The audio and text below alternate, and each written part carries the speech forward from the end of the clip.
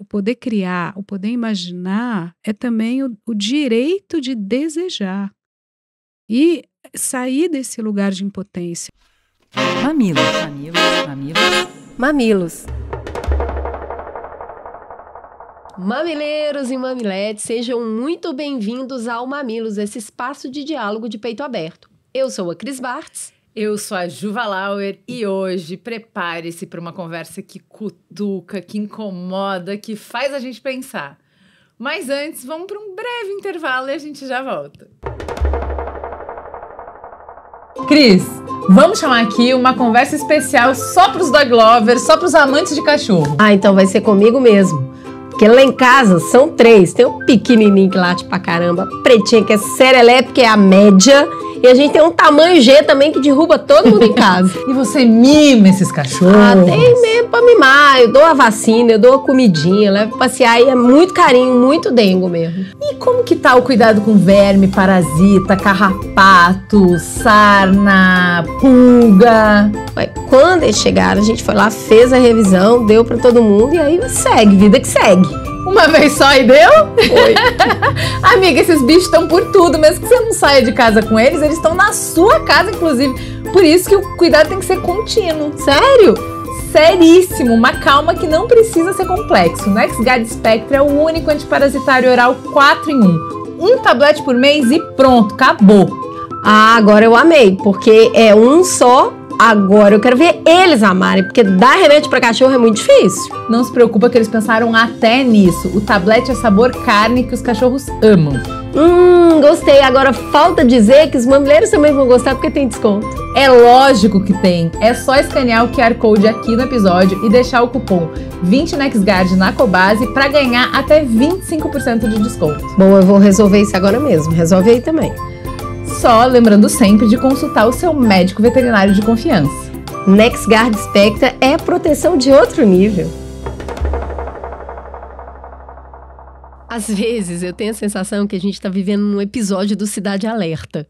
Vai acontecer alguma coisa muito ruim a qualquer momento. É crise climática, é inteligência artificial, é guerra, é tanta coisa ao mesmo tempo que a gente fica... Faça a sua escolha hoje do que vai te deixar muito ansioso. Mas, ao mesmo tempo, a minha prima tá grávida, eu tô fazendo os planos das férias que vão acontecer logo agora, em julho. Tem coisa boa pra acontecer hoje e amanhã também. Aí fica parecendo aquele meme que tá mais atual que nunca. Nossa, mas piorou, né? Aí parece que deu uma melhorada. Mas aí agora parece que tudo piorou de vez. Seria o medo do futuro um sinal grave de ansiedade ou uma lucidez muito límpida? Para nos ajudar a entender, só mesmo Maria Homem, seja muito bem-vinda ao Mamilos. Quem é você na fila do pão? Olha só, quem é você sempre é a pergunta-chave, né? Mas antes, obrigada pelo convite. Que bom estar aqui na casa de vocês, que por hora é o real conceito de casa, né? Um lugar que você é recebido e você se sente seguro, confortável para ser o que você é e não ter medo de sair lá fora, né? Eu gosto de quem sou eu. Eu sou uma pessoa que gosta de pensar justamente quem sou eu, onde eu tô, o que tem lá fora. Acho que talvez por isso você vê que é o inconsciente, né? Ele já coloca na mesa todas as suas fichas principais. Trabalho com psicanálise, que é ancorada no que a gente não sabe ainda que sabe. Gostei dessa definição de psicanálise. Bom, com isso boa. encerramos o nosso programa. Né? Vamos embora, então. Não, vamos ficar em casa. É isso. Tá muito frio. Fica em casa, escuta a gente, porque agora a ideia é espalhar isso para muita gente, né? Para convidar esse mundo que está tão maluco, né? Talvez essa ansiedade, esse medo, essa confusão. Colocar essa semente, essa curiosidade incrível, né? Peraí, o que está acontecendo nesse lá fora, o que é o mundo e o que é aqui este mundo, né? E eu queria começar te perguntando um pouquinho deste mundo do dentro, porque a gente fala que o futuro, ele é uma questão psíquica muito mais do que cronológica. E aí eu queria te pedir para voltar um pouquinho na sua infância e contar um pouquinho deste mundo interior. Você já era essa pessoa que questionava desde sempre? Que mundo que te prometeram? Que mundo de futuro que você imaginava? Peraí, Cris, que tem muitas perguntas dentro dessa pergunta, né? Então, cada uma... olha, eu fui a primeira filha. Eu acho que isso é uma marca, né? Muito importante. Aonde você chegou na tal da fila do pão, na fila da vida. Então, a sua ordem de chegada, o seu lugar, a gente fala muito de lugar de fala.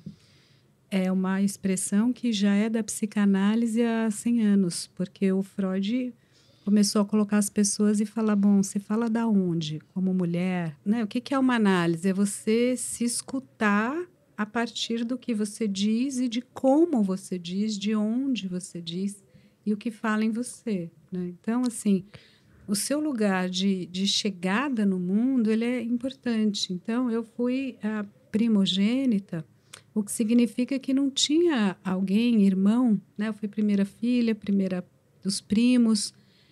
E, claro, tem sempre as figuras parentais, os primeiros ideais para a gente se identificar, seguir, que são sempre os pais, os professores, tal. Mas eu acho que eu sempre tive, esse lugar de ter que descobrir por mim mesma e indo atrás. E 2, eu sempre gostei de ler. E antes, eu deduzo, né? Porque eu acho que eu nem lembro. Mas se eu tinha os meus brinquedos e ficava ali por 2 anos brincando sozinha, depois chegou uma irmã e depois chegou um irmão, eu acho que eu fui sempre muito imaginativa. Sempre era eu com aqueles objetos e eu sou até hoje muito... não é bem da fantasia, mas eu não demoro 3 minutos para ter uma ideia. Então, é para texto, é para curso, é para palestra, é para vídeo, é para projetos. Eu vou tirando da manga, então tem algo em mim que vai indo, né? Então, eu sou essa figura que sou desobediente por natureza, né? Não é a minha praia essa história de buscar um líder, buscar um mito, buscar alguém para me conduzir, né? Mas, por outro lado, eu gosto muito do diálogo, eu gosto muito de achar espaços de interlocução. Isso me deixa muito feliz. Você sempre lidou com um mal-estar coletivo, não ficando presa, constrita ao consultório. Você gosta de participar do debate público, né? Vai fazer o podcast, vai escrever uma coluna, vai escrever um livro.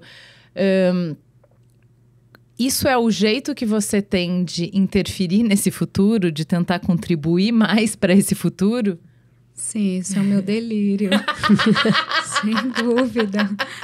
Sem dúvida. Eu tenho um grupo. Com o passar dos anos, desde né, os anos 10 foram muito difíceis no mundo. A gente entendeu que 2010...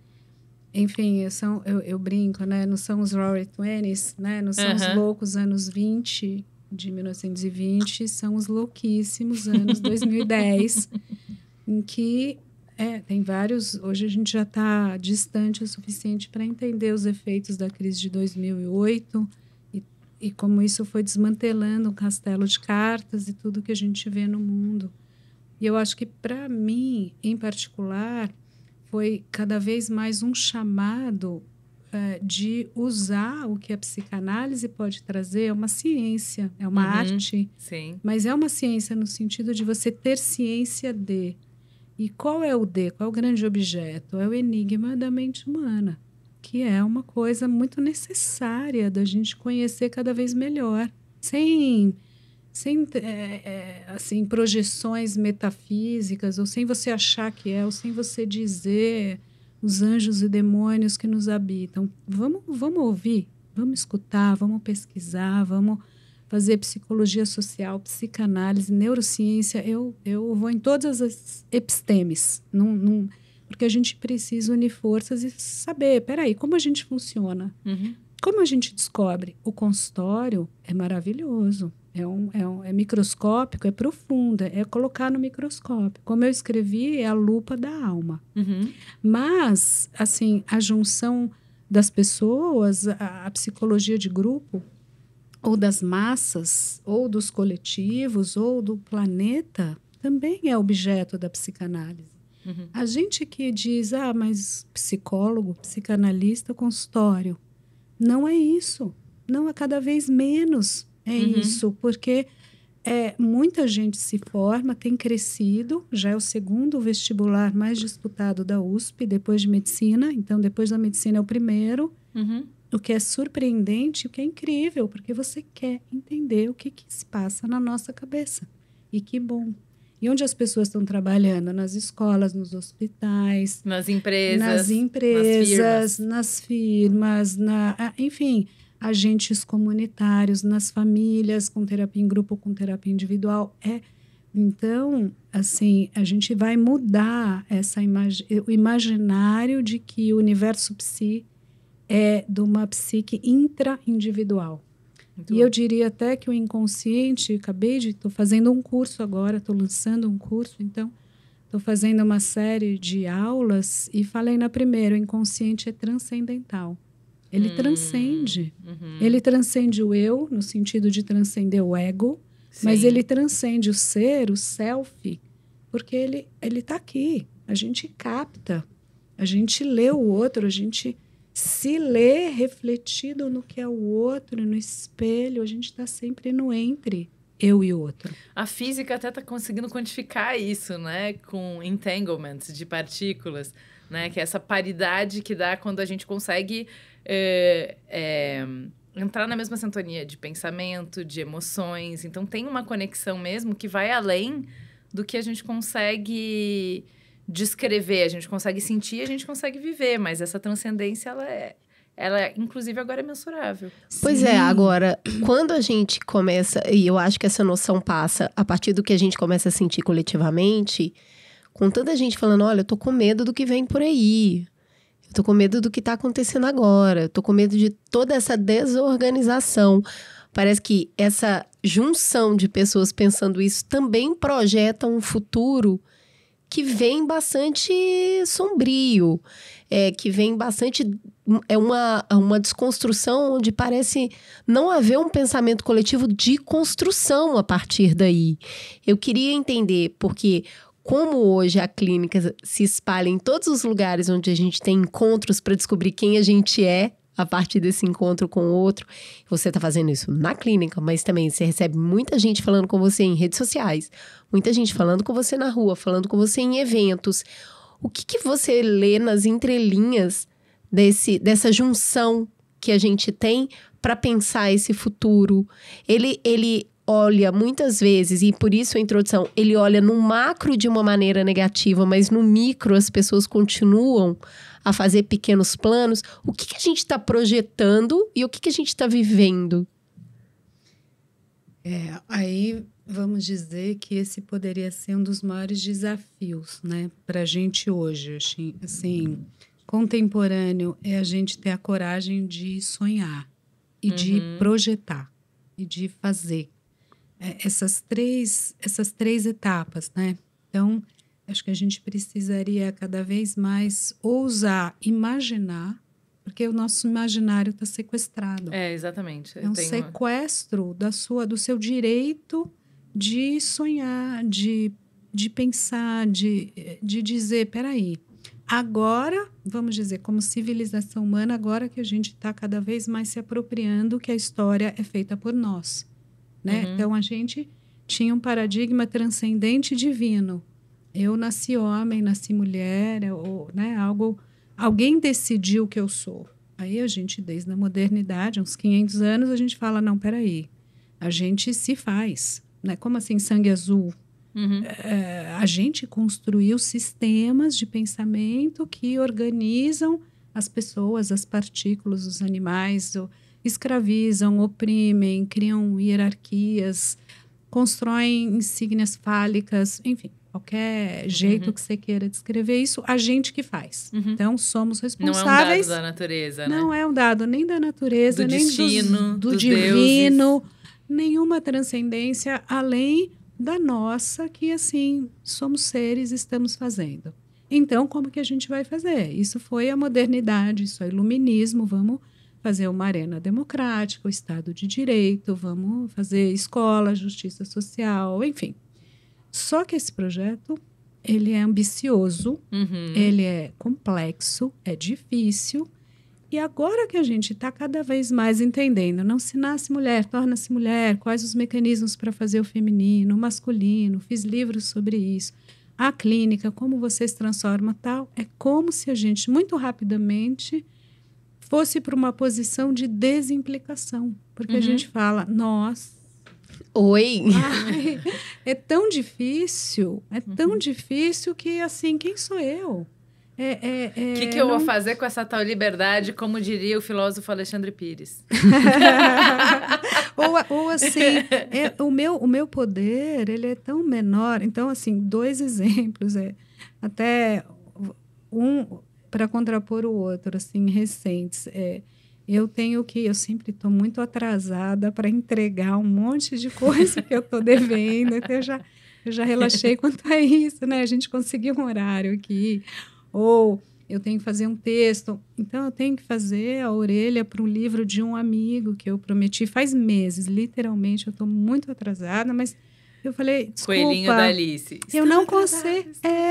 Eu falei, eu não consigo ser picareta, eu não consigo, né, ir lá. Pedir pro chat GPT fazer para mim. Ou pega, dá uma lida, sabe?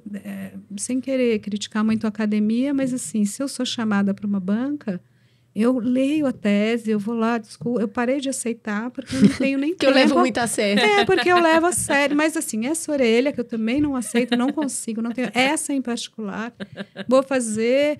E aí, estava atrasada, já falei, não, mas eu acabei de ler o livro, porque eu queria ler o livro, e era sobre uma história e que eu vivi, enfim, tem a ver uma ficção em cima de Harvard, e eu tinha voltado e tinha vivido aquilo. Foi interessantíssimo ler. E aí eu falei, no fim de semana eu juro, faço. Sexta-feira, Israel bombardeou o Irã. Aí aconteceu a guerra, aí eu falei, desculpa, mas peraí, agora eu tô angustiada, agora eu tô lendo tudo, eu fico vendo, né, fiquei vendo de CNN, New York Times e Haaretz, e toda de madrugada, agora não dá. Aí ele virou para mim meio... Você vai esperar o mundo deixar de ser interessante para você fazer o que você me prometeu? Porque deixa eu te contar, não vai acontecer. Ele acabou comigo. Ele falou assim, mas Maria, que isso? O que você tem a ver? Mas assim, o que você tem a ver com isso? O que você... Eu falei, mas escuta, eu tenho que fazer meu texto da Folha. Agora, peraí, eu quero falar alguma coisa. E aí eu entendi... Foi muito boa essa história, porque eu entendi quando você fala, né? Então, qual que é a sua posição? Eu já sei, mas cada vez você reentende quem é você mesmo, né? Então, agora corta um pouco, eu vou juntar aqui. Eu tenho um outro grupo, isso que eu estava falando também, os anos 2010, 2015, 2016, aí 2018 foi bem dramático, aí eu comecei cada vez mais a entrar nessa arena pública no sentido de polis, de política como narrativa, o que a gente acredita, quais são os projetos, como fazer. E tem uns grupos ligados a isso. Então, né, tem os jantares aqui, jantares acolá. Semana passada, acho que tive num jantar com a Haddad, e para, né, como é que a gente... E aí como é que a gente pode ajudar a fazer narrativas? A minha parte é pensar como se comunica, o que é imposto, o que é tributo, como é que a gente pode entender o que é viver juntos e cada um paga a sua parte, como redistribui, entender qual é a essência disso para você fazer o pacto social e refazer o pacto. Aí, de brincadeira, com algumas das pessoas e umas mulheres mais próximas, que são todas muito... influentes e poderosas, internacionalizadas e tal. Eu sou bem tranquila nesse sentido, né? Aí a piadinha é que é o grupo das pessoas que querem mudar o mundo. Então, né? Aí eu respondi, aí vocês sacaram já, daí eu respondi para ele, eu sei que posso eu diante da guerra, né? Eu sei, mas por outro lado... Se eu não faço uma ficção e com, graças a Deus, aos deuses, às deusas, algumas pessoas igualmente loucas, para você falar assim, né? Eu quero mudar o mundo na minha pequeníssima, humildíssima partezinha, pedacinho, que eu possa quebrar minha cabeça para escrever alguma coisa que é sobre a guerra e é sobre, na verdade, por que a gente tem que recalcar as nossas pulsões mortíferas para a gente não destruir nem a gente nem o outro. Eu quero propor essa ideia para o outro, eu quero propor esse pensamento. E eu acho que precisa coragem, porque é um pouco louco. Então, só para voltar na pergunta, né? Essa volta toda, assim, ao mesmo tempo, eu li hoje cedo, né? Assim, e vendo os detalhes, né? Esse B-2, o avião que joga as bombas e custa $2 bilhões, e o novo que vai ter, que, né? Ele é imperceptível para os radares e vai inteligência artificial e autoguiado, que é o próximo, e que vai tá no ar aí 2026, né? Vai estar no ar, olha que lançamento, aquele gozo com a tecnologia da destruição. Aí eu li isso hoje de manhã, eu falei, nossa, desiste, Maria, desiste. É assim, mas você entende? Mas é essa cultura do excesso que a gente está vivendo, né? É tanta informação, é tanto dado que aparece, é tanta sempre coisa para ler, estruturas para se envolver, causas para apoiar, que eu acho que muitas vezes a gente tem essa paralisia. E aí eu queria entender um pouco se você enxerga que essa paralisia nasce como uma resposta a esse excesso, ou essa paralisia nasce da nossa incompetência de fazer uma curadoria daquilo que a gente consegue dar conta. Tem dois excessos, né? Vou só separar um pouco. Assim, tem esse excesso do muito que nos é ofertado, do campo simbólico que está aí, né? Em informação, pixel e bit de informação. Tem muito. E aí a gente precisa separar o joio do trigo, fazer a curadoria, tal. Vamos já voltar nisso, que isso é super importante. Agora, tem um outro excesso, e que é isso que eu acho mais, como dizer, mais grave da gente ter consciência, que é o excesso de poder do outro, que implica o meu pouco poder. Então, a gente está agora, acho que realizing, sabe? Tomando consciência de que a gente pode pouco para transformar as estruturas, que elas são muito potentes, tem um poder na sua própria inércia e que dá muito trabalho. Mudar o Congresso brasileiro, né? Mudar como é que a gente vai regular a inteligência artificial. Regular. Assim, só combinar, fazer um pacto básico. Regulação é uma palavra muito complexa, mas como a gente vai combinar minimamente as regras dos nossos jogos, dos vários jogos que a gente está jogando? A gente deveria combinar essas regras. E somos fracos, porque a gente foi e voltou, tem leis, né, para você jogar ou não avião e bomba, deveria ter lei, quem que decide é o povo, mas não, eu decidi, vou fazer, já fiz, é constitucional, não é, mas... Então, tem uma guerra de ideia, de narrativa, de concepção, só que eu acho que aí, vou juntar os dois excessos, né? Ao você perceber que o outro já vai fazendo, já pode, tem uma impunidade, a gente está numa crise de lei, em geral, em todos os âmbitos do planeta, em todas as instâncias, né? Não só é um sintoma do Brasil, que sempre foi, né, um pouco Gerson, um pouco da impunidade, um pouco né, da ambiguidade, do jeitinho, é um sintoma importante da cultura brasileira, é outro tópico, tem que ser tratado e tal. Mas agora é um sintoma do planeta, então a gente não tem mais certo o que é o limite, o que pode ou não. A borda está muito ampla. Aí mas isso também é um pouco o que eu acho muito incrível. A primeira vez que eu ouvi essa formulação foi num lugar que é dos técnicos, da galera da tecnologia dos Bits e Bytes, que foi o fundador de um festival de inovação de tecnologia que existe há muito tempo, quando a galera da tecnologia estava exatamente nessa outra ponta que você falou, que é: as estruturas são grandes demais, mudar a estrutura, a gente é pequeno perto da estrutura. Então, se eu vou para as grandes empresas que existiam naquela época, os grandes bancos, as grandes indústrias, a gente da tecnologia é pequenininho, a gente nunca vai conseguir mudar a regra do jogo.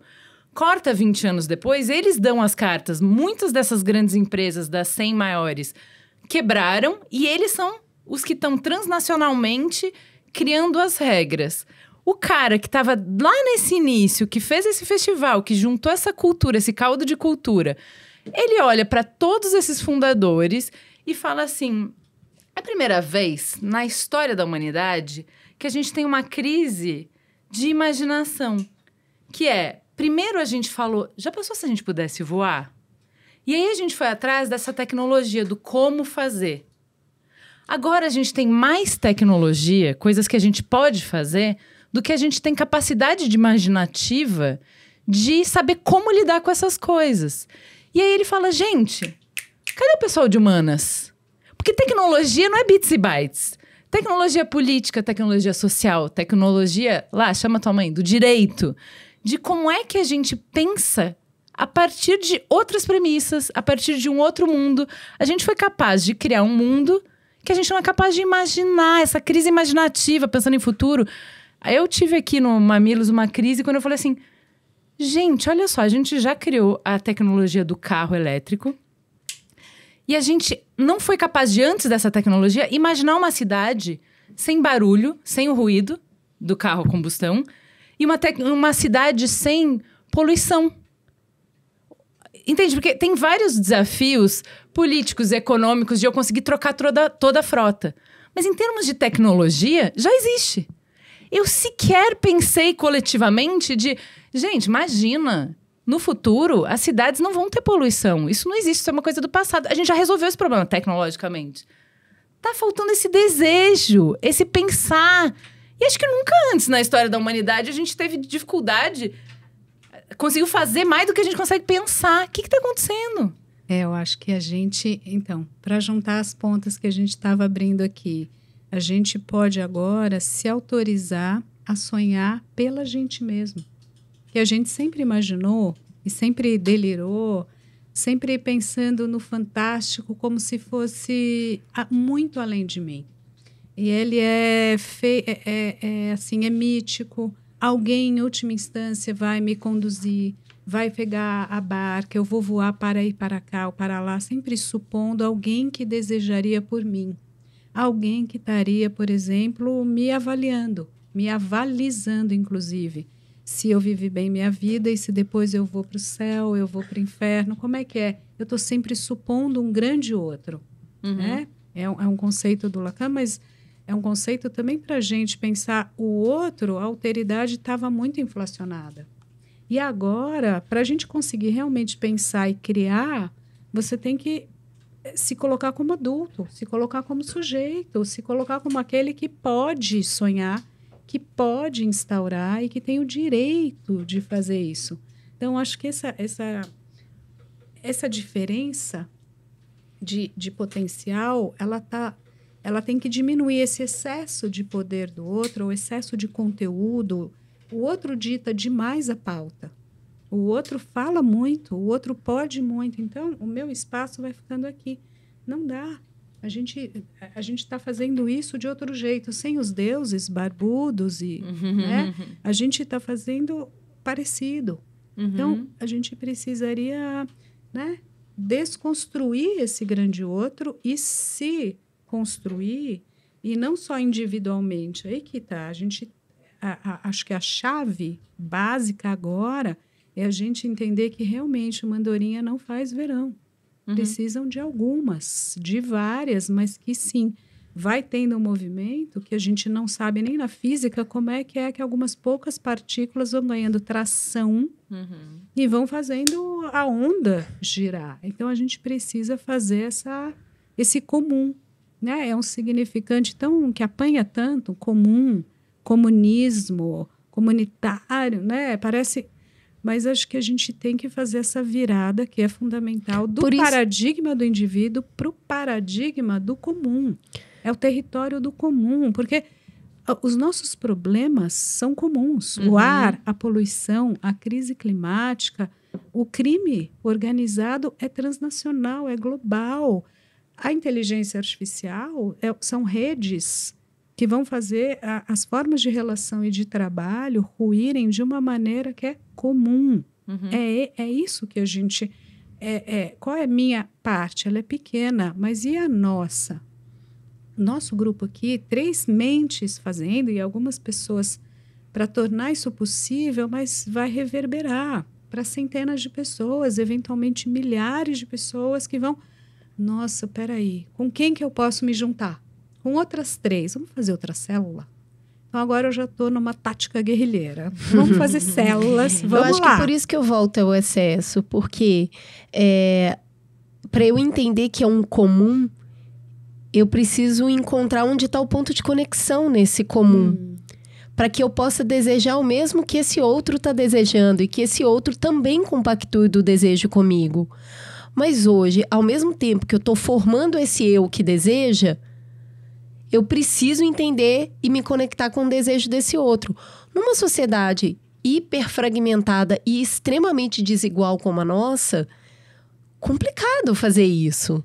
Eu gostaria muito mais de ser cuidado do que ter que cuidar, e inclusive descobrir esse desejo, realizar e conectar com esse desejo do outro.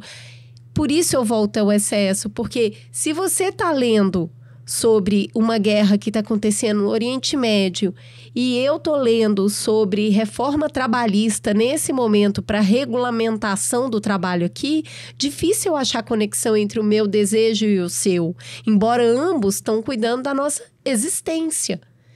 Nesses lugares que eu acho que a gente às vezes se perde, porque sim, as coisas, tem um excesso de coisas acontecendo ao mesmo tempo, mesmo, né? São muitas coisas acontecendo ao mesmo tempo, mas aí eu perco a conexão. Eu não tô lendo a mesma coisa que você, e nem assistindo o mesmo filme que a Juliana, e nem ouvindo a mesma música que o Alex. Como é que a gente pode desejar junto, ao mesmo tempo que eu tô descobrindo o que é um desejo? Né, como analista, eu deixaria a nossa sessão por aqui. Como é que a gente pode desejar junto? Eu adorei essa formulação. Isso é muito importante até na clínica, né?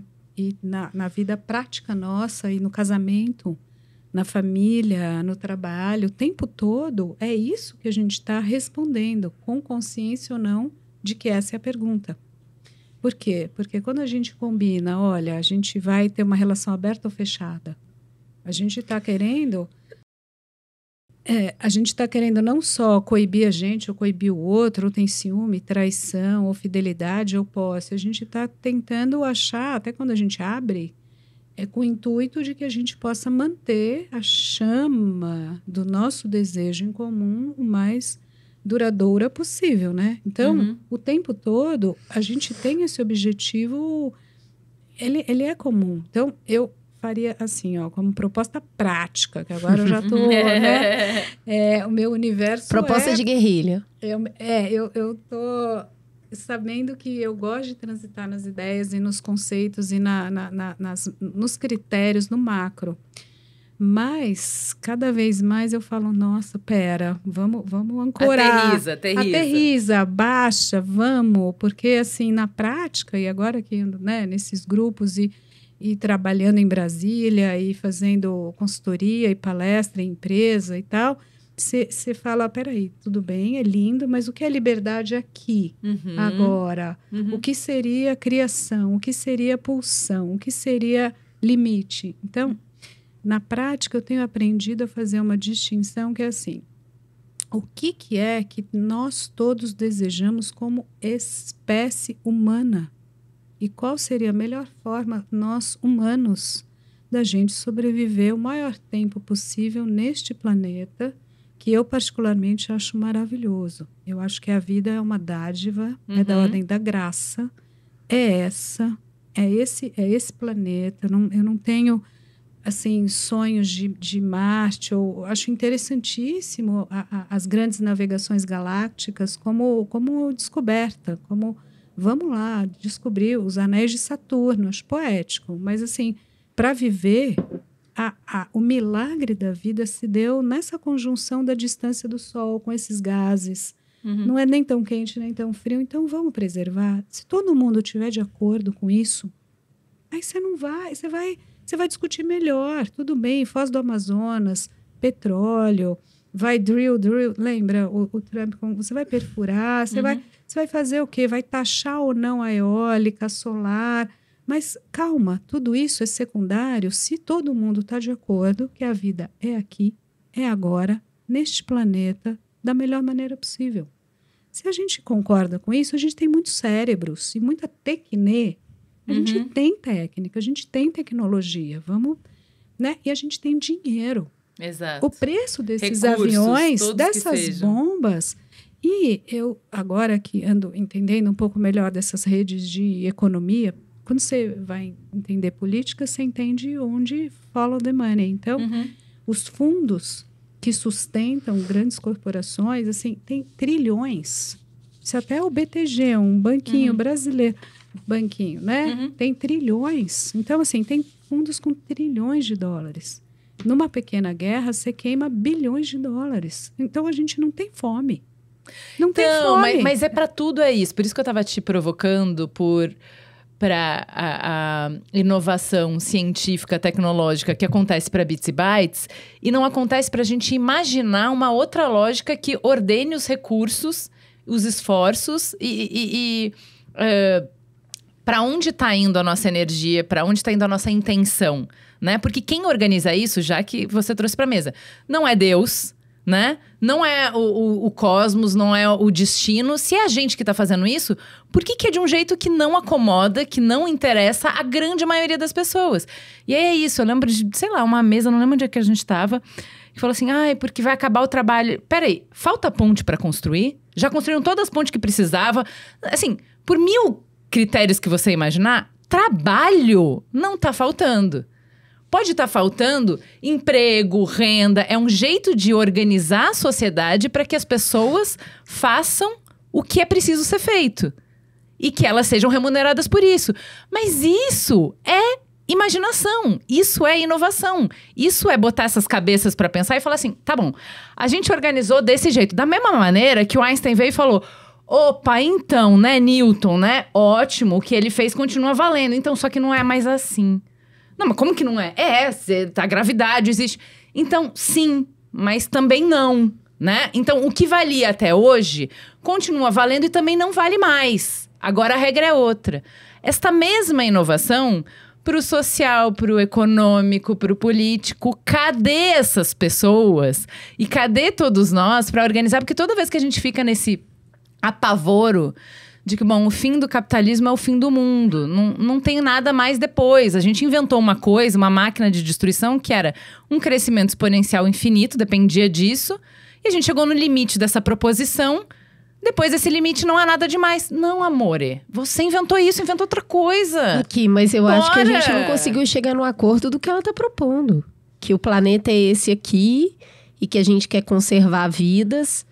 E que a gente quer conservar o planeta.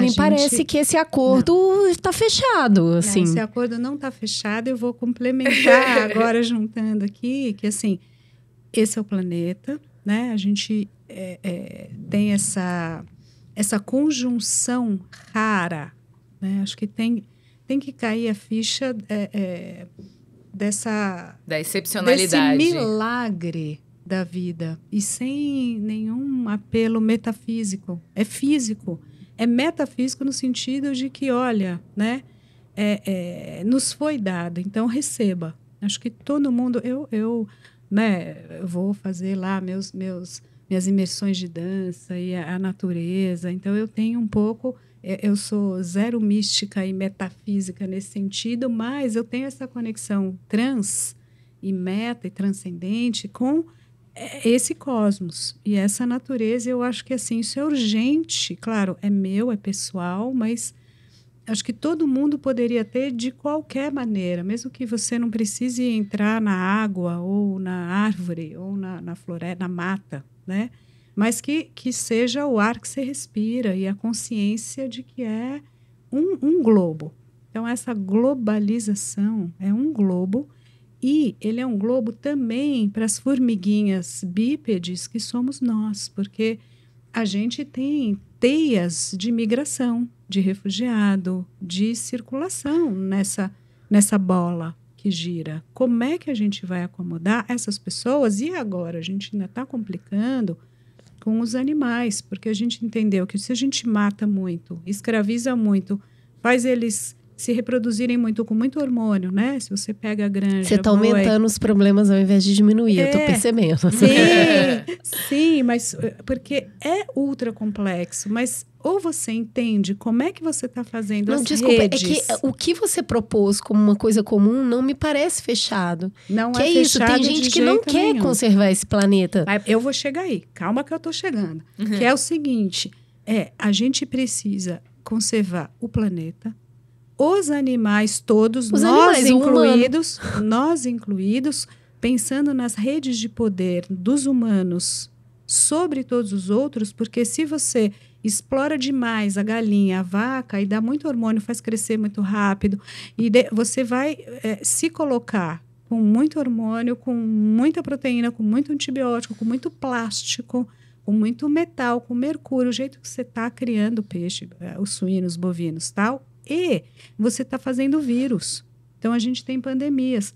Tudo isso, para resumir, temos o planeta, temos todos os seres vivos, águas, árvores, minérios, seres. Nós nos alimentamos todos, nos retroalimentamos, todas as cadeias. Então, essa é uma macroconsciência de tudo. Só que, como é que a gente se colocou num paradigma que era hierárquico? Que algumas figuras têm mais direitos que outras porque elas são mais sábias, mais potentes, e eu projeto esse poder sobre essas figuras. Quando a gente quebra o paradigma divino transcendente, a gente, que é a modernidade, a gente coloca alguns seres nesse lugar. Então, é isso que a gente continuou fazendo. Esse é o individualismo, que ele é interessantíssimo, só que agora eu diria que essa é a grande imaginação, essa é a grande virada mental para a gente fazer. Epistêmica e mental. Não é mais o poderoso. Porque quando a gente fala o capitalismo, o que a gente está falando?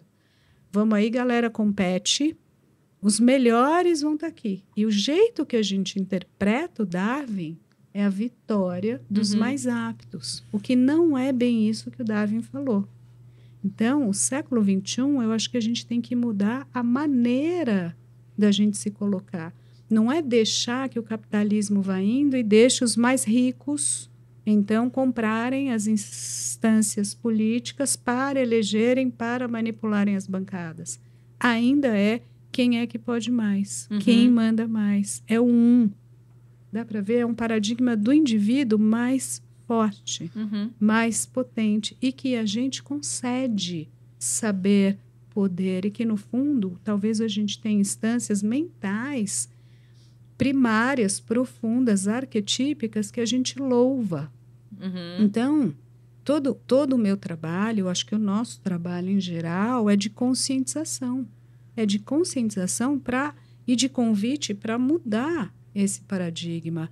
A gente tem que desconceder o poder e a gente cedeu do nosso poder para esse outro. Então, pega de volta e, assim, para.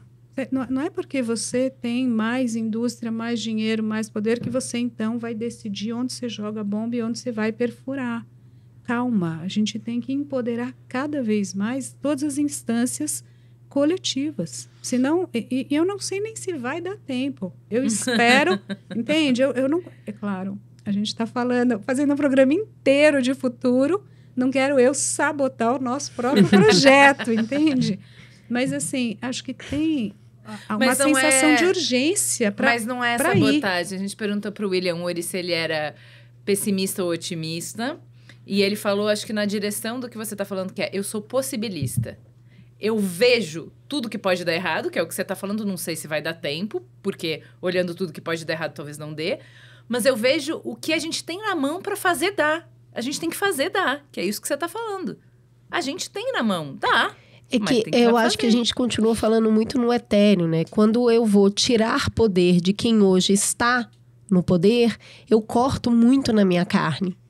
E isso é muito difícil, porque a gente está engendrado numa cultura de capital que muitas vezes te prende, né, nesse lugar. Se hoje a gente fosse falar de tirar o poder de uma Big Tech, por exemplo, é você se retirar do mundo online para que não tenha conteúdo. Porque a gente coloca um conteúdo em qualquer plataforma e ela só existe porque lá tem conteúdo. Então, se todas as pessoas do mundo hoje virarem e falar, nós vamos retirar todo o conteúdo que tem em plataforma, vou desindexar o meu conteúdo, não existe meta. A meta existe porque a gente alimenta a meta. Ao mesmo tempo que você está colocando conteúdo nesse lugar, questionando a própria meta. Então, esse lugar do desempoderar algo que hoje está tão distante, né? Esse outro que ficou tão gigante, essa distância que tem, né? Então, eu não vou participar do capital, vou consumir muito menos. Então, eu vou trabalhar menos para eu ter menos capital. Puxa, mas e aí, hein, meus filhos? E a educação que eu gostaria de dar para eles? Então, eu acho que a gente virou e o Ban Chun-Han fala isso muito bem, né? Que a gente virou um explorador de si mesmo e olha isso como conquista. Então, eu acho que é nesse lugar de pensar um futuro hoje que eu me vejo meio perdida, né? Porque eu faço parte daquilo que eu gostaria de destruir, que eu gostaria que não existisse. Então, isso quer dizer que morre um pedaço de mim junto, mas ele renasce onde? É num encontro só aqui? A gente vai desligar tudo e a gente vai se encontrar nesses pequenos lugares e a gente vai pensar uma revolução desempoderando aquilo que nos conectou no início, que é o festival que a Juliana estava falando, que era, agora vai, hein? Agora vai, planeta. A gente se conectou. Olha, a gente tem...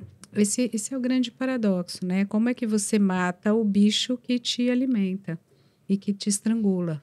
Isso é vamos dizer, uma figura temítica. Uhum. Então, é o trágico do humano. Só que a gente antes achava que o bicho eram os deuses. Eu não tinha nem... Eu estava só na mão dele, eu era objeto. A nossa posição subjetiva era de objeto, algo muito potente que era sujeito. Depois, a gente começou a ter consciência. A gente está nessa etapa de ter consciência que somos nós, são eles, mas ainda é assim. Então, ok essa pergunta e que bom que a gente está tendo essa consciência.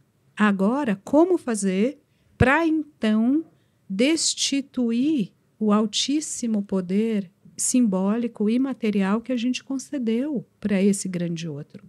Vamos furar o grande outro, vamos barrar, vamos fazer a gente. Então, por exemplo, tem tendências, e Londres agora a gente tem cafés que são os novos lugares de baladas. E a gente tem nos Estados Unidos, na Europa, na Ásia, no Brasil já muito pouquinho, mas a gente tem lugares em que você chega, deixa o celular para ter o encontro presencial. Vocês estão sabendo disso, vocês estão, suponho, acompanhando tudo isso. E as novíssimas, a galera alfa, já está desinvestindo a conexão com as redes e, né, o Haidt está aí, e eu como mãe de pessoas, e nós todas aqui, a gente também fala, não vai ficar no celular e não tem condição, e vamos lá, para o real, para o corporal. A gente precisa do olho, do cheiro, do toque, do calor do outro, até para ter neurônios de mais qualidade. Então, sim, a gente vai... Mas isso é muito louco em relação ao futuro também, porque um pouco da resposta da Cris, do que a gente tem ao longo dos séculos, como é que eu mato o que eu estou investido? Eu construí e isso me alimenta. Uma das respostas para isso é a nova geração que chega menos identificado, que seja menos comprometido e vem para destruir, né? Então, assim, em todas as revoluções que a gente teve, tinha gente da elite. Como pode da elite? Porque você vai estar destruindo uma coisa que eu faço parte porque é jovem, porque ainda não está tão comprometido. Acontece que a nossa juventude já vem com medo do futuro, que a gente consegue medir pela quantidade de suicídio que aumentou pra caramba, de tentativa de suicídio, e todas as doenças mentais. Então, me parece que a gente realmente está numa crise imaginativa mesmo, numa crise de futuro, que é até essa saída que a gente sempre teve, que é quando a gente tiver... Traz o novo. Quando a gente estiver muito embaralhado, a gente não consegue imaginar um jeito de sair, a gente fica renovando. A cada 20 anos a gente renova. Porque daí essa galera... Como é que é aquela frase? A febre da juventude é o que faz o mundo manter a temperatura normal. A gente tá conseguindo estragar a galera antes deles entrarem no jogo. Como faz? Por um lado, vou voltar para essa ideia ansiedade, né? Por um lado, acho bom. Não sei se é estragar, mas eu sempre falo assim, eu simpatizo com a depressão. Eu simpatizo com a melancolia, né? E lá atrás, Aristóteles tem aquele clássico texto que o filósofo tem um pé na melancolia, que é diretamente proporcional à inteligência. Se você tem muita lucidez, né? Então, o nosso título aqui ele é interessante, porque o medo do futuro é lucidez ou ansiedade, né? Na verdade, eu diria que é bom a gente colocar como pergunta, mas quanto mais lúcido você é, mais eu esperaria que você tivesse uma ânsia. Porque a ansiedade, ela tem um pedaço que ela fica patinando no mesmo lugar, e isso podemos tratar, mas ela é necessária para você ter anseio, para você ter desejo, né? Porque a crise...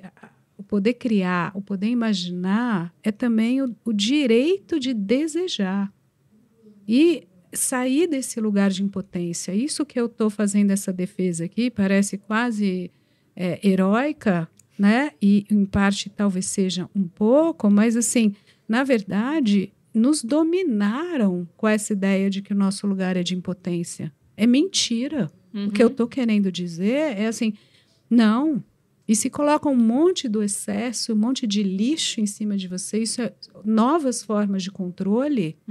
Não, saia. Você pode distinguir o joio do trigo e saber fazer a boa curadoria, o que é relevante. A gente está sabendo quais são as grandes batalhas. O planeta, os animais, os humanos, a circulação disso, a distribuição das riquezas. E como é que a gente vai refazer o campo do trabalho e da sobrevivência da vida? Isso é muito importante. E como é que você vai ter prazer em tudo isso? Como é que você vai estar vivo?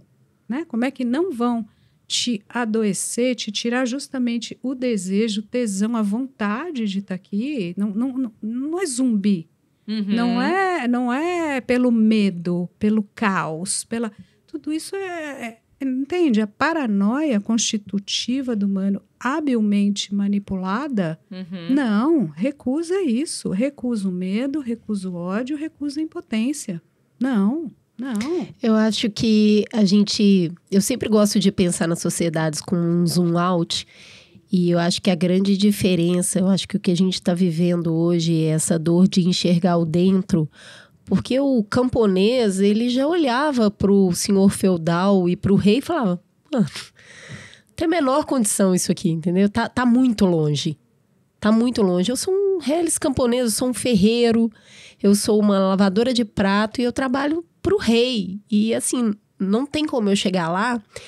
E aí, eu tinha um sufocamento total do desejo, porque a vida era viver ali na minha classe, na minha casta, no que me era dado, produzir algo e morrer. A partir do momento que a gente começa a descer um aparelho psíquico para todo mundo, uma estrutura do indivíduo e do eu para todo mundo começa a olhar para dentro e falar, mas e se? E a hora que a gente solta mas e se? Aí a gente começa a ficar muito ansioso, porque você entende que a constituição do rei, quando sai do imaginário do divino, e ele também é carne e osso, assim como eu, peraí, então, talvez eu também pudesse estar nesse mesmo lugar.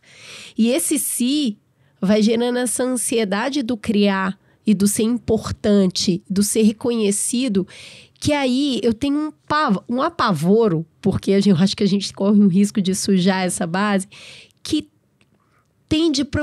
ele pode ir para esse lugar de um poder do desejar junto e do coletivo, e ele pode ir para um lugar desse eu rei, eu empoderado, eu neoliberalista, que não preciso de ninguém. a não ser dos meus seguidores, porque, né, nesse reinado aqui também, seguidores é muito importante. Então, eu acho que estamos nesse momento de enxergar esse poder, mas o que fazer com isso? Se eu vou querer ser espelho desse outro, que eu tô querendo me igualar, eu acho que aí a gente corre esse risco de... Se perder no personagem. É o mundo do coach de hoje, né? Do empreendedorismo, dos seguidores, do ser um grande influenciador. Todo mundo agora quer ser rei. Mas isso é uma ilusão de poder, né? Porque quando você fala, tira o poder dele e traz pra você. Aí a galera fala, não, entendi, Maria, entendi. Então, o poder tá comigo, eu vou então fazer a minha igual vida. Ele. Eu vou... Aí você fala, não, amor, lembra que eu falei isso? O poder é de você é o Capitão Planeta, pela união dos nossos poderes. Vamos lá. Então, eu acho que isso é o cruel de hoje em dia, né? Porque, assim, sem dúvida, é o eu neoliberal, né? Como você colocou aqui, que vai falar, peraí, agora eu cheguei no jogo. Então, agora eu quero também ocupar Neymar, Anitta, né? É um eu que vai ocupar o píncaro da lógica hierárquica. Só que não está funcionando. Todo esse jogo, sinto dizer, né? Mas não é uma competição entre todos nós para ver quem é que vai ser o próximo bilionário. É isso que a gente está fazendo, sim. O Brasil faz muito bem, a China está fazendo muito bem, Taiwan está fazendo muito bem, e a gente tem a lista dos novos bilionários da revista Forbes. Beleza. Só que isso continua sendo insustentável. É isso que não está rolando. E vai dar trabalho a gente fazer esse luto. Mas é o luto do eu potente, do eu poderoso. Sem dúvida que antes, para voltar na lógica feudal, tem uma diferença já muito grande. A gente já conquistou muita coisa, porque o outro era o rei. E eu concedia a ele o direito de ser rei. Porque ele era o representante de Deus na Terra. Eu obedecia. E por isso que eu falei, talvez a gente carregue forças atávicas, primatas, não sei, ando lendo neurobiologia, primatologia e esse tipo de coisa. Porque como é que a gente hoje, século XXI, a gente fala mito, salvador da pátria. E a gente quer. Eu estou pedindo para você tirar meu direito civil e político e você me conduzir. Arruma essa bagunça, está uma zona isso daqui. Por favor, Pai poderoso. Exato, é isso que eu ia dizer. A gente nunca prescinde do Pai. É Será que dá? Calma. Então esse é meu ponto. Por isso que eu acho que a psicanálise é uma ferramenta incrível e necessária agora. O que é uma análise? É você prescindir do pai, à condição de receber a herança. Você não quebrar o fio da filiação, como eu chamo. Saber a sua origem, sua ancestralidade, receber isso, honrar, porque você faz... Eu não venho do nada. Eu tive essa casa que eu contei, que era uma casa privilegiada em termos simbólicos. Eu sou grata a esse pai... Né? Foi difícil, meu pai morreu muito cedo num ataque de coração, foi muito pesado para a gente, tem o trágico na vida, mas assim, a herança que eu recebi, não é nem de dinheiro, mas é uma herança, eu tenho que... Está na minha história, e cada um de nós tem a sua, mas é preciso barrar o Pai Todo-Poderoso e barrar o eu, que seria todo-poderoso, que mimetizaria esse pai. Então, tanto um lado quanto o outro da moeda, tanto a lógica clássica, ancestral, pré-moderna, quanto a lógica moderna, elas são só dois lados da mesma moeda. Se você tinha o ego potente, transcendental, divino, ou um sangue azul, ou uma figura faraônica, um pouco mítica, e agora você tem os sujeitos humanos. Ninguém acha que Neymar é um deus ou Anitta vai ser transmutada e vai subir aos céus depois de 3 dias. Você sabe muito bem que você pode até ver o documentário, concordar, discordar, admirar, não admirar. É humana. Só que esses dois jeitos da gente ter experimentado a vida são dois lados de uma mesma moeda que não está fazendo a vida ser possível no planeta. É só isso. Então, sim, uma imaginação que tem que lidar com o coletivo, com o comum, com o mesmo planeta para todos os seres que habitam esse planeta, animados e inanimados. Eu Como? acho que... Não sei. Mas essa é a questão. Vamos criar, vamos sentar. Quer dizer, eu tenho 500.000 ideias, como eu falei aqui. E vamos pedir ajuda para os universitários e para o químico, para o geólogo, para o biólogo, para o climatologista. E fico fazendo mesas e debates e viagens e sabáticos. Mas é isso, há 11 beleza. anos, há 10 anos e muitos meses, a gente faz isso aqui. Vem pra roda. E tem acho que essa falta de compreensão do tempo, de que e as coisas não andam. Não, mas o andar é esse, a construção é essa. A gente falou pro William Ury, poxa, a gente tá pregando no deserto há 10 anos. E ele falou, não, porque se vocês estão no deserto, ele não é mais deserto. Pregar no deserto é negar o deserto. Então é isso, esse futuro a gente constrói assim, nessas conversas estamos fazendo. E o que eu acho que eu tento fazer no pequeno, na vida cotidiana, eu sou uma pessoa que quando os outros falam assim, não tem jeito, já foi, já era. Vai ser assim, eu falo assim, não acho que já foi, já era. Inteligência artificial já era, vai tomar conta de tudo, vai vir, vai varrer tudo. Não. Tem gente aqui. O jogo é jogado, né? O jogo é jogado. Não, é uma tecnologia muito final, mais poderosa. Tá a gente tá aqui jogando. Não, acabou, não tem mais podcast. Não. Enquanto tá fazendo, tem sim.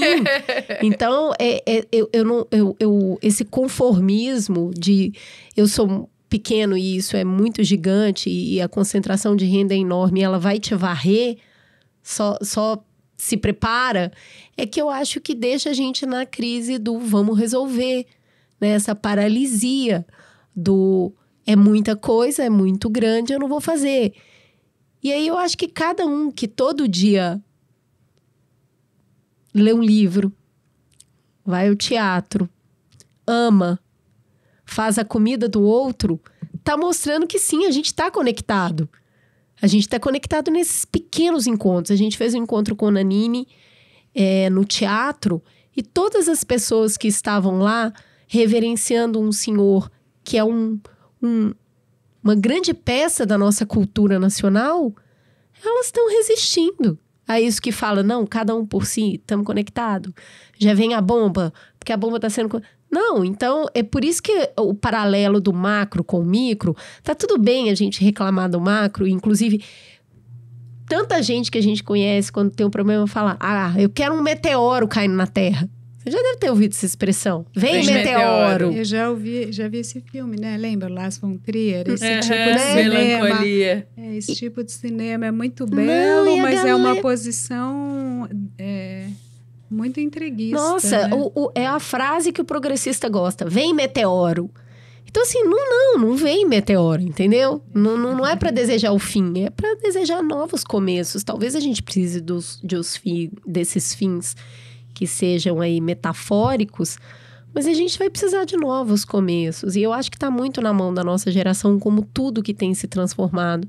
Inclusive de ser muito, muito, muito resistência para esses jovens. Essa geração já era, vamos para a próxima. Não, tá louco? Essa geração são meus filhos. Do que você tá falando? Aí você vai ter que lidar com a mãe, que é muito pior do que a Cris Bartz. A mãe é terrível. Então, eu acho que é nesse lugar que se você... Eu acho que amar alguém já é um lugar... revolucionário. Amar já foi. Eu queria terminar com isso, perguntando para vocês duas o que dá chão para vocês, para justamente quando você pega um fim de semana inteiro que você é sugada por notícias várias, de uma guerra cruel, insana, né, em que a gente vai cada vez mais dobrando a aposta na perversidade. Como é que você não perde o eixo, não perde a esperança?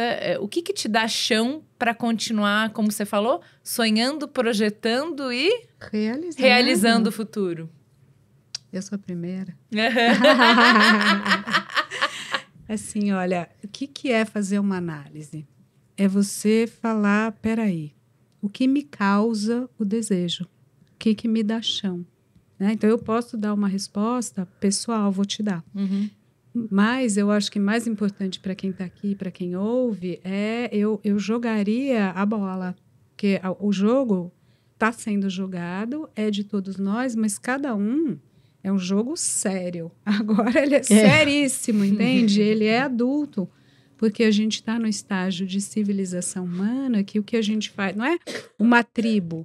Não é uma tribo que deu uma enlouquecida, a Ilha de Páscoa, que, olha ali, fez, né, monumentos maravilhosos e, de alguma maneira, se destruiu, não sei como, talvez por ter arrancado as árvores para fazer rolar grandes pedras para os deuses. E cada vez que eu ficava mais sem chão e sem planta e sem água e sem sobrevivência, eu dobrava a aposta no caminho que estava me fazendo mal. Então... é assim, eu vou voltar para essa ideia que, para mim, foi muito turning point, assim, essa consciência de que duas cabeças pensam mais que uma. Eu acho que, assim, uma cabeça pode pensar muito bem e o insight, ele é muito solitário. A real virada é muito profunda, tem que te doer, assim, o estômago. Só que aí você tem que validar com o outro. E, curiosamente, já que o inconsciente ele é transcendental, na história, a gente vê que a escrita ela aconteceu em vários lugares simultaneamente. A agricultura também. Então, a Revolução Neolítica é mais ou menos 10 mil, mas é 12 mil aqui, 8 mil ali, 6 menos há 10 mil anos. Grosso modo, a escrita, uns 4, 5 mil. Então, a gente vai inventando coisas, a gente tem que fazer com o outro. Por isso que a democracia ela é mais interessante que a autocracia. Então, quando eu digo o comum, fazer com o outro, o amor, né? O amor ele é político, ele é um elogio de eu suportar o outro e me encantar com o outro e ter alguma graça. Essa microarena pública que é a casa dividida. Então, para mim, é isso que me ancora. O que me ancora é essa calma plena, que eu gosto muito de estar sozinha, gosto muito de ler, de pensar e de estar ali na minha história. E, ao mesmo tempo, eu gosto também desse momento que, olha, sabe o que eu pensei? Sabe que, nossa, eu tive uma ideia. Então, os amigos, né? Assim, eu tenho algumas... Tenho também a graça de ter grandes relações e, enfim, a vida também não é fácil. Eu perdi uma maravilhosa e era grande e multifacetada e completa. E perdi, mas assim, eu achei o que eu gosto. Que eu gosto disso. Eu gosto dessa troca e também gosto de ter...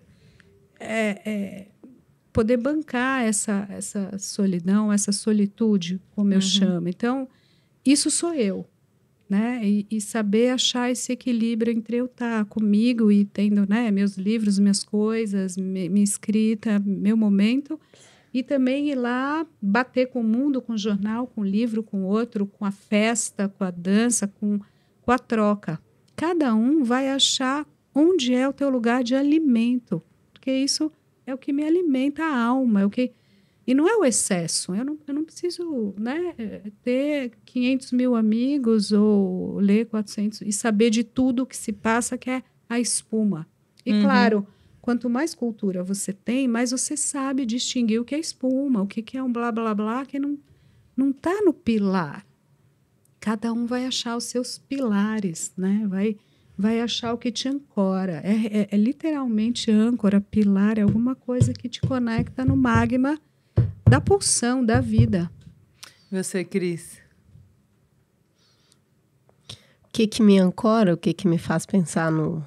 O que te dá força? É porque o chão que você pisa para pensar o futuro, para planejar o futuro, para enquanto o vento tá indo, né? Tem vento de tudo que é lado. Como é que você... Não, eu acho que o amor é uma coisa muito, muito, muito curadora. E aí é qualquer amor que você ame o outro. É nessa amizade, é o amor romântico, o amor pelo filho, o amor pelos pais, o amor pelos amigos. Esse desejo de ter o outro na sua vida te relembra por que a gente está aqui junto. Há de se amar, né? Porque é no amor que tem o cuidado. É o amor que ajuda você a ver a sua própria história, a sua própria essência. Então, eu acho que as relações, elas sempre te lembram de uma existência com muito poder, né? Então, imaginar um futuro sozinho, tristíssimo. Tristíssimo, entendeu? Não existe isso. Não existe, vamos largar esse aqui para outro planeta. É esse aqui mesmo, entendeu? Esse aqui é bem bonito, inclusive. Então, o lugar onde você se relaciona com outras pessoas me dá muito chão. E tem uma outra... tem uma segunda coisa que para mim é muito importante, que é o silêncio. Ai, o mundo, muito barulho, tem tanta coisa acontecendo. A minha bateria recarrega muito rápido no silêncio. Não precisa de muito tempo, não. Mas é um silêncio que te mostra que no final do dia você é um bichinho muito pequenininho, o planeta é enorme. E seja lá o que você fizer, você passa e o mundo fica. Então, eu acho o silêncio uma coisa muito restauradora.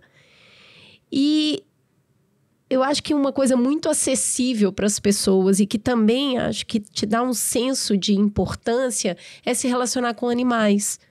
Então, assim, eu tenho cachorro. A felicidade do cachorro tem que ser uma coisa contaminante, entendeu? Pro humano. Porque se eu vou no portão pegar o jornal e eu volto, e ele olha pra mim como se ele nunca tivesse me visto. E ele me ama, e ele é muito feliz que eu tô só fazendo um carinho na barriga dele. Então, eu acho que o contato com o animal, que todo mundo tem um pet hoje, né? E eu acho que tem esse lugar de ver uma alegria, né? O dengo, o cafuné, a coisa gostosa de estar com um bicho. Eu acho que são coisas relativamente acessíveis para as pessoas. Amar, ficar em silêncio e se relacionar com um bichinho.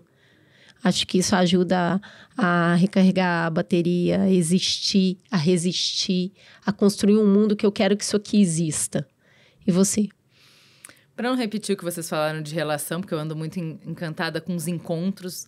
Quanto mais eu faço home office, mais eu percebo que sozinha eu piro. Mas eu não quero. Que sozinha eu piro e que quando eu tô junto eu sou mais inteligente, eu sou mais interessante, as ideias fluem melhor e para lugares melhores.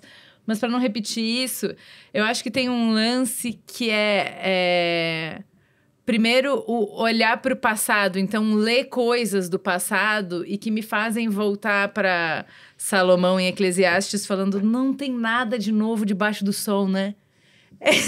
Tudo já passou e tudo passará. E assim, quanto mais a gente olha, sei lá, as crises, por exemplo, que a gente tá passando de democracia, do tipo, putz, será que a gente chegou no limite disso? Aí você volta pro início da democracia, tem uma trilogia do Júlio César. É muito bom. Tudo que ele tá escrevendo de Roma, você fala, mas igualzinho, o mito, tá aqui! A gente não inventou nada. Então, assim, saímos daquela, sairemos dessa também. Então, essa perspectiva histórica, eu acho que é uma coisa que me dá muito chão, que me ajuda muito. E, ao mesmo tempo, essa coisa que a Cris estava falando de animal, a gente tem feito muito em família trilhas e tal. Esse assombramento da natureza, quando é amplo, de quando é bruto, de quando, né, desse gigantismo, do transcendental, dessa conexão das coisas. Eu acho que isso também me aterra muito a conseguir enxergar o que é espuma e o que permanece. Aquela montanha que está ali há milhões de anos. Do quanto o nosso barulho é um vento e o quanto tem coisas que permanecem. Então, acho que isso para mim é chão. Tanto olhar para o passado, quanto ficar diante do incomensurável da natureza, né? Desse maravilhamento que eu acho que a gente... Quanto mais fechado a gente fica, quanto mais digital a gente fica, quanto mais isolado a gente fica, mais desconectado a gente fica dessa dimensão básica do humano, que a gente faz parte, né? Desse maior. E a gente sofre, e acho que um pouco dessa nossa dificuldade de perspectiva de futuro vem desse sofrimento biológico, físico, dessa desconexão com o maravilhamento da natureza. Queria terminar, então, com a frase que Andréa Beltrão está no estado da arte pleno, fazendo Lei de Tempestade, e uma frase que ela repete muito durante a peça, que é: essas coisas aconteceram, acontecem e acontecerão. É isso. Acho que é isso. Temos um programa? Temos um programa. Muito obrigada, Marion. Foi um prazer te receber. A casa é sua, já tem a chave. Volte sempre que quiser para mais um encontro. Já estou voltando, né? Já é uma volta. Exato. Que aconteçam, né? No futuro e que estejamos vivos e inteiros. É isso. Temos um programa? Temos um programa. Se você ficou com a gente até agora, você já sabe. Se esse conteúdo fez bem para você, você conhece as pessoas para quem ele vai fazer bem também. Seja o algoritmo que você quer ver no mundo, mande esse programa para seus amigos, para sua família, compartilhe, inclusive com os inimigos, para que eles melhorem. Para ter um futuro melhor. Exato. Beijo, gente. Mamilos. Mamilos. Mamilos. Mamilos.